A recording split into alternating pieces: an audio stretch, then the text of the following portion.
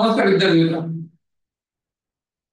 आज आपण compound interest म्हणजेच चक्रवाढ व्याज या प्रकरणावरती हे एक एक्झाम्पल आपण आपल्या अभ्यासासाठी घेतलेलं आहे. या एक्झाम्पलचं वैशिष्ट्य जर बघितलं तुम्ही तर तुम्हाला यामध्ये दिलेला व्याजाचा दर जो काही आहे तो पूर्णांकित अपूर्णांकाच्या स्वरूपामध्ये आहे. आणि आता आगामी काळामध्ये टेटची रिक्रुटमेंट आहे, TCS IBPS कडनं. तर तिथल्या परीक्षांमध्ये शक्यतो अंकांचं जर सिलेक्शन केलं जातं ते दशांश स्वरूपामध्ये किंवा व्यवहार्य पूर्णांकाच्या स्वरूपामध्ये असल्याचं खूप जास्त प्रमाणामध्ये आपल्या लक्षात आलेलं असेल.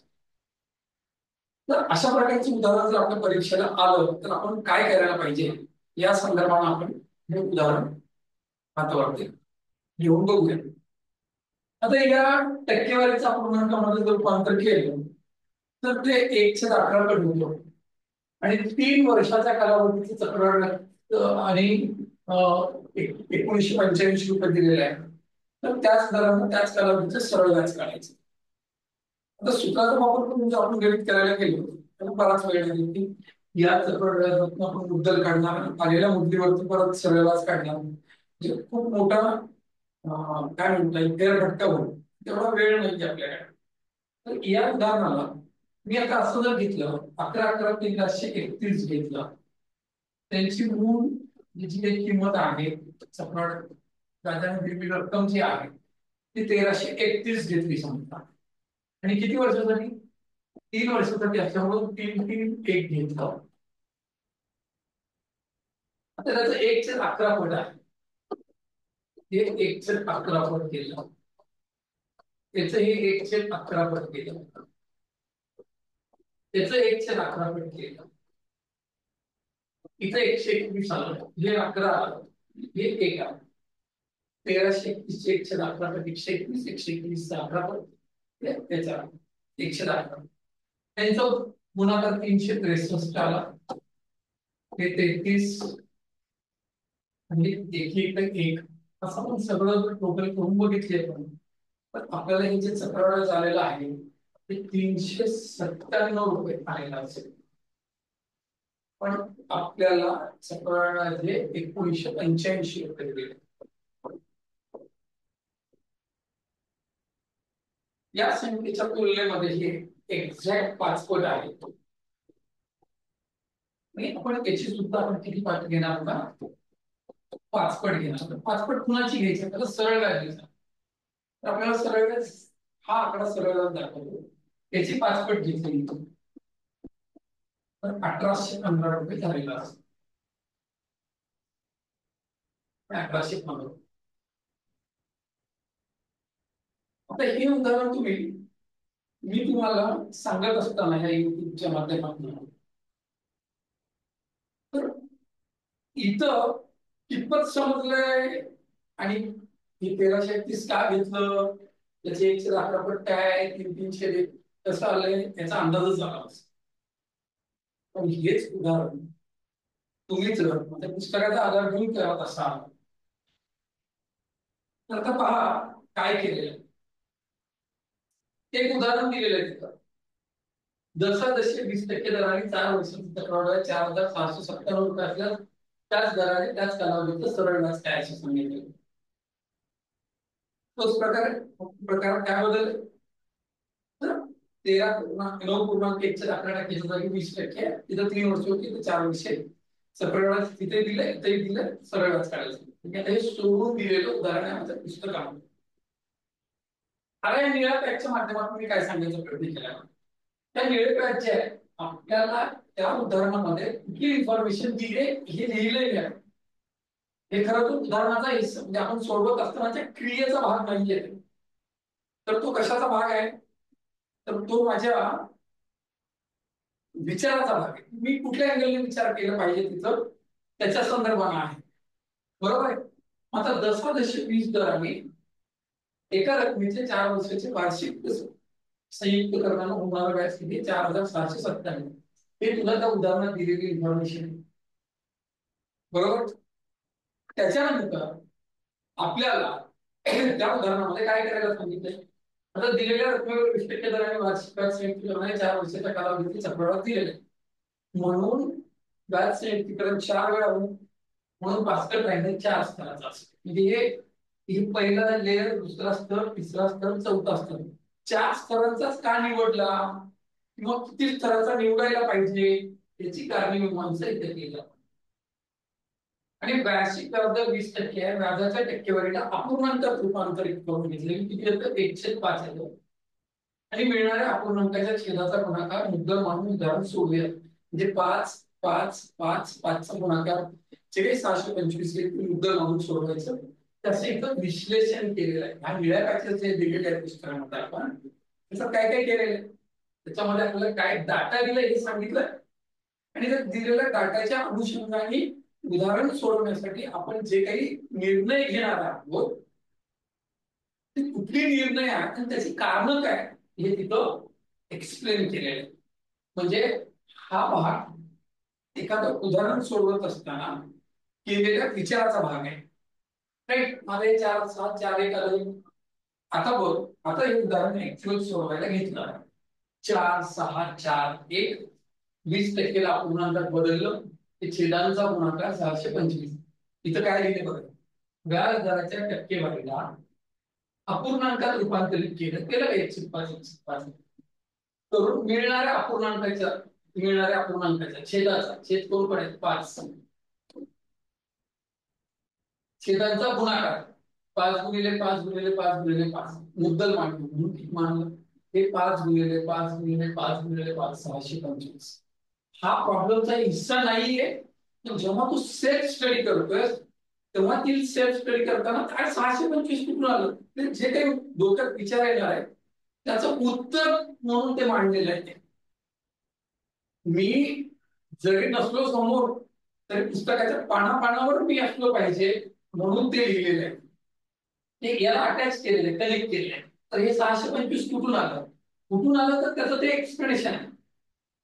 कळलं, त्या 20% 1/5 कसं केले ते मागच्या पेजेसवर सांगितलं होतं. मग आता त्या 625 चे 1/5 पट 125 आहे, 125 चे 1/5 पट 25 आहे, 125 ची 5 आला, 5 चे 1/5 आला. मग आता या 125 चा 4 वेळा गुणाकार 500, 125 7 150, 5 24 20 1 1 चक्रवाढ म्हणजे सगळ्यांची बेरीज होईल. किती झाले 671 रुपये झालं. आणि सरळ व्याज किती भेटलं तुम्हाला, नुसतं सरळ व्याज म्हणजे पहिल्या चेंडू असेल. चॅप्टरच्या सुरुवातीला काय सरळ व्याज आहे, कोणतं चक्रवाढ व्याज आहे त्याच्यावर पण आपण बरंच डिस्कशन केलं, 3-4 पाठ दिलेले आहेत.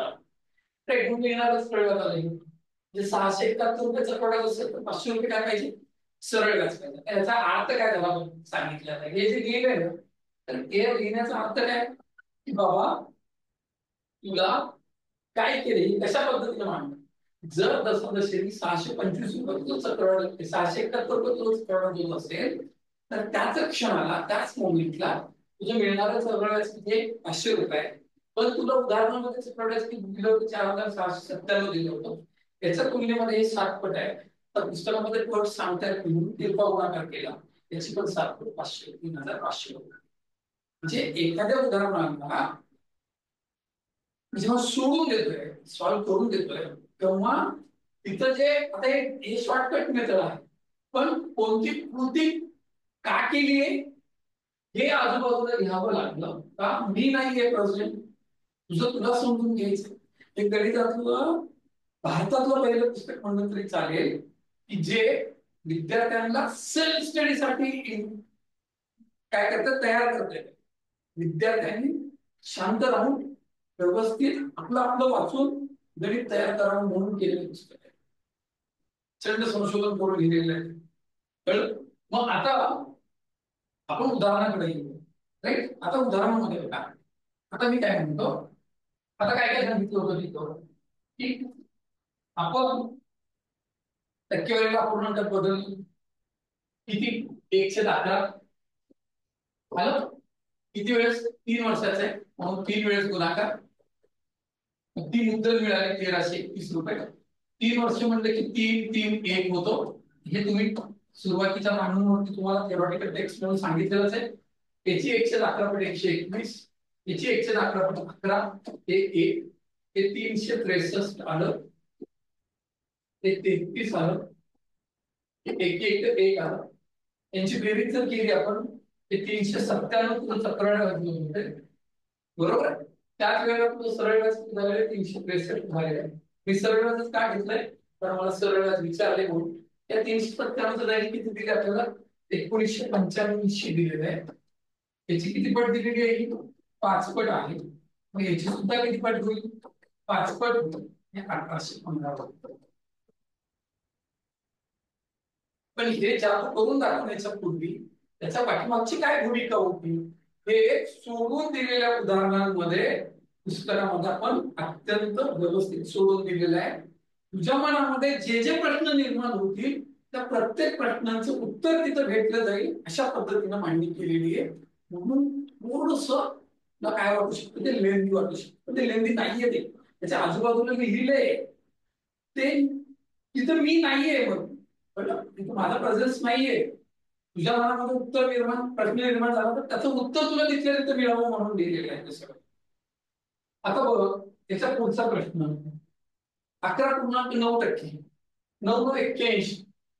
मग त्याचं काय होईल, आपल्याला काय करायचं आपण त्याचं की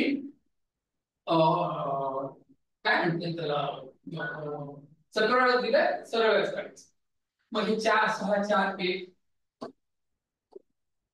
हे 109 पट होते 729, 81, 9 आणि 1. राईट. आता मला काय करायचं याची बेरीज करून घेऊ. हे किती झालं, हे 2800 2916 आली, हे 6 486 आलं, हे 9 चौक 36 आलं, 1 1 1 आलं. राईट. हे 86 आणि हे 16 किती झाले, त्यातले 14 गेले 500, 3400, 3402, 3438, 3439. 3439 रुपये तुमचं सरळ व्याज झालं. तेव्हा तुमचा सरळ व्याज किती आहे 2916. राईट. तुम्हाला किती दिले त्यांनी 20,634. राईट. याची एक्झॅक्ट जर तुम्ही बघितली तर तुम्ही हे 6 पट आहे. तुम्ही याची 6 पट जर घेतलात तुम्ही तर 1696, 186 म्हणजे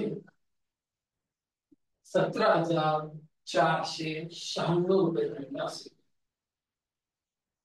तर हे या लेवलला जाऊन गणित करत असताना थोड्या क्विक लेवलला तुम्ही हेच प्रॉब्लेम घेऊन जर तुम्ही बसलात कोणासोबत या आकड्याला बघितलं की त्याची 11.109% बघितलं की त्याची अर्ध छाती पडून येतो, अर्धी हिंमत पडून असतो.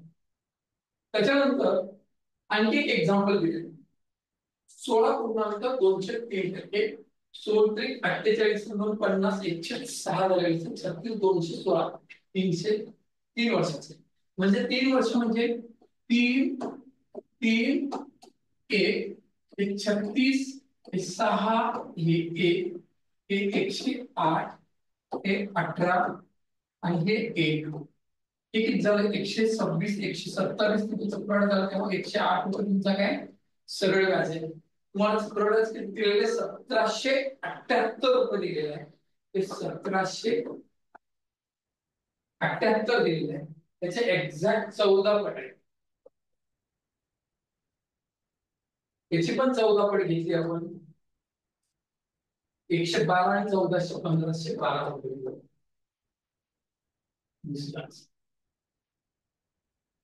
आतापर्यंत काय व्हायचं पुस्तकात, एक तर तुम्हाला पुस्तकांमध्ये जी बाजारात उपलब्ध आहे त्यातून तुम्ही सेल्फ स्टडी करू शकत नाही, पहिली गोष्ट. तर हे पुस्तक सेल्फ स्टडीसाठी सगळ्यात जास्त उपयुक्त असेल. दुसरी गोष्ट बाजारामध्ये उपलब्ध असलेल्या पुस्तकांमध्ये 10वी पर्यंत ज्या पद्धतीने शिकवलेले आहे प्रचंड वेळ वगैरे लागणाऱ्या सगळ्या मेथड्स आहेत. या पुस्तकांमध्ये स्पर्धा परीक्षेला आवश्यक असणाऱ्या आणि कमीत कमी वेळेमध्ये प्रश्नाच्या उत्तरापर्यंत जाऊ शकतो अशा मेथड्सचा काय केलेला आहे त्याच्यामध्ये समावेश केलेला आहे. या सगळ्या मेथड्स वैदिक मॅथमॅटिक्सच्या मेथड्स आहेत. ही मेथड वैदिक मॅथमॅटिक्सचे कंपाऊंड इंटरेस्टची त्याचा काय केलेला आहे आपण समावेश केलेला, नुसता समावेश केलेला नाहीये, तर त्याचा वापर कशा पद्धतीने होतो याच्यासाठी वेगवेगळ्या पद्धतीची उदाहरणं तयार करून घेतलेली आहेत. आणि नुसतं एक एक उदाहरण दिलेलं नाहीये, एक दोन उदाहरणं समजून सांगितलेली आहेत, प्रचंड चांगल्या पद्धतीने समजून सांगितलेली आहे. आणि ती समजून सांगितल्याच्या नंतर त्याची प्रॅक्टिस पण झाली पाहिजे. शिकलेल्या उदाहरणाची प्रॅक्टिस झाली पाहिजे, प्रॅक्टिसलाही उदाहरणं भेटली पाहिजे, त्याच प्रकारची उदाहरणं भेटली पाहिजेत, आकडेमोड पण भेटली पाहिजे. तर तसं पण दिलेलं आहे. आणि सगळ्यात महत्वाचं म्हणजे या पुस्तकामध्ये अॅक्युरेसी खूप मोठ्या प्रमाणामध्ये मेंटेन करण्याचा प्रयत्न केलेला आहे. पहिल्या एडिशन मध्ये एवढ्या मोठ्या पातळीवरती अचूक असणारं हे कदाचित पहिलं पुस्तक असेल. तर हे एक या पुस्तकात नेमकं काय लिहिलंय, त्याचा अभ्यास कशा पद्धतीने करायचे, ते इतरांपेक्षा कसं वेगळं आहे, हे या व्हिडिओच्या माध्यमातून सांगण्याचा प्रयत्न केलेला आहे. हे पुस्तक तुम्हाला बाजारामध्ये वेगवेगळ्या दुकानांवरती उपलब्ध झालेलं आहे.